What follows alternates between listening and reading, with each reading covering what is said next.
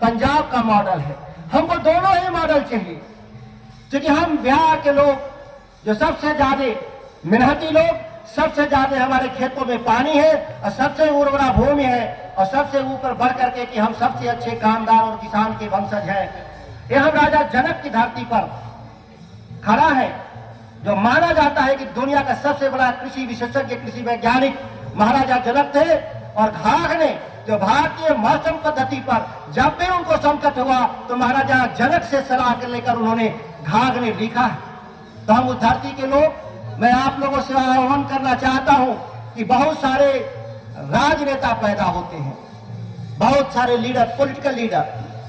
मैं अब पॉलिटिकल लीडरों के भरोसे बिहार नहीं बदलेगा। हम ये कहते हैं एक बिजनेस लीडर की जरूरत है, अब इसकी जरूरत है। और नौजवान नई पीढ़ी के लोग, मुझे विश्वास है कि आप आगे आइएगा। अगर आप सच में अपने समाज की सेवा करना चाहते हैं तो राजनीति के जरिए आप सेवा नहीं कर सकते।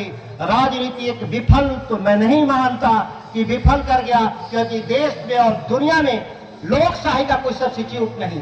अगर लोकशाही खत्म हो जाएगी तो इससे बदतर हालत होगा। आप पाकिस्तान से लेकर मध्य एशिया तक देखते होंगे जहां तानाशाह है। अब भी मुझे विश्वास है कि भारत में लोकतंत्र ही लोगों की इज्जत और सम्मान को बरकरार रखेगा, लेकिन सभी लोग राजनीति में अगर चले गए तो भला नहीं होना।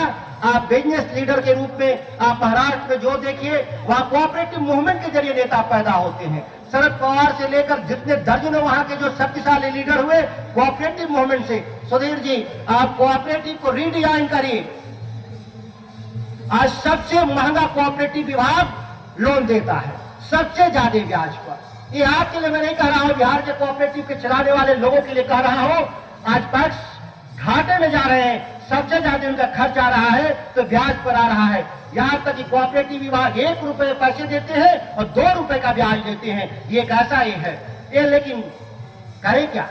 यह भी तो इलेक्टेड बॉडी है, चुने हुए जनप्रतिनिधि है। इसीलिए मैंने कहा चुनाव जीतने वाले हम लोग अब राज्य और राज को संकट में डाले हुए हैं। इसीलिए अब राजनेताओं की बहुत ज्यादा जरूरत नहीं है।